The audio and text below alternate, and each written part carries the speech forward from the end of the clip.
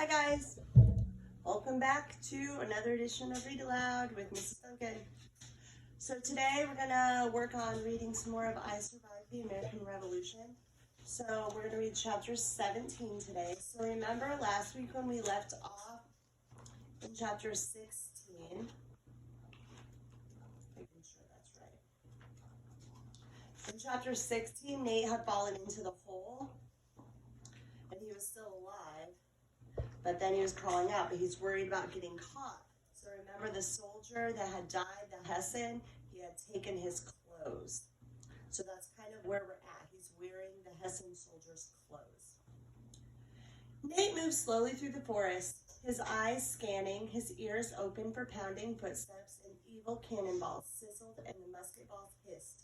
Explosions and muskets cracked filled the air, but the sky over the forts was still clear of smoke. Nate had hoped that meant the British had not made it far. Nate passed two soldiers, both dead from musket shots. One was an American about Papa's age, the other a young redcoat. Nate whispered prayers as he went by each of them. He kept moving. He saw no more soldiers, dead or alive. But a few minutes later he heard voices. There, far ahead, up in the hills, 4 redcoats. Every one of Nate's muscles twitched. Run! But Nate thought of Slash, tipping his hat at the policeman as he strolled by. Nate reminded himself he was not a terrified young boy. He was a brave Hessian soldier. Hopefully the soldiers were far enough away they didn't notice the coat's torn bottom and how it sagged off Nate's shoulders. Nate gritted his teeth and walked along, waving stiffly like a Hessian might. To Nate's shock, the redcoats waved back. And soon they were out of sight, and Nate made it to the road. It would lead him out of the woods and right back to the fort. Nate quickened his steps. Explosions pounded in his ears. Smoke burned his eyes and his nose. The booms and crackles were getting louder.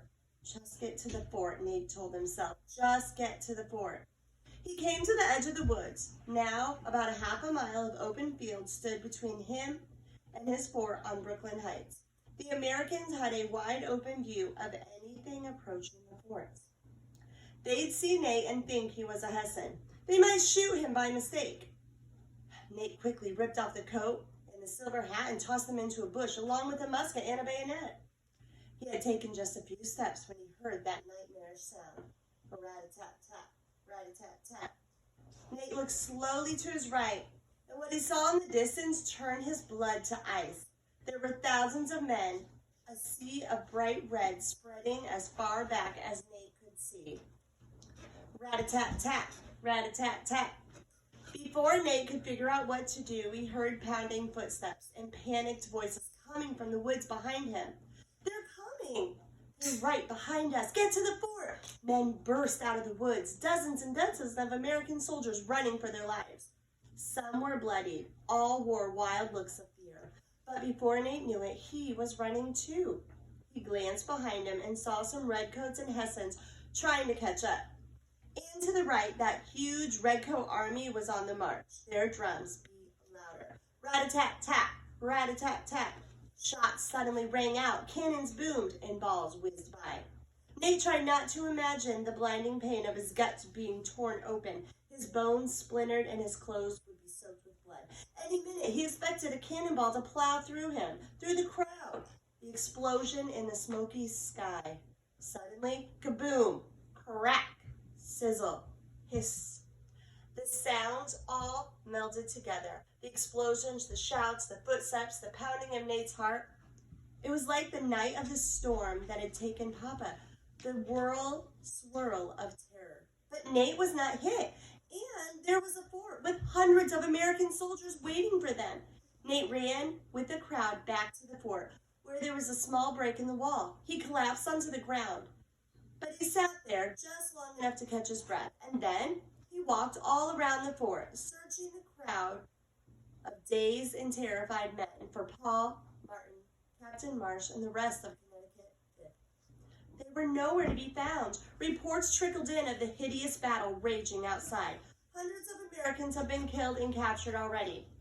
British and Hessian soldiers were getting closer to the fort.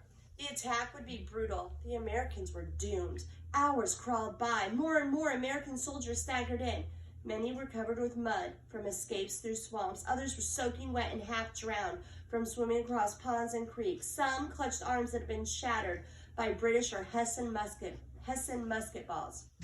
Others were bleeding from the bayonet gashes. Dawn suddenly came, and still the British didn't attack. Some said they were waiting until they could sail their warships into the East River.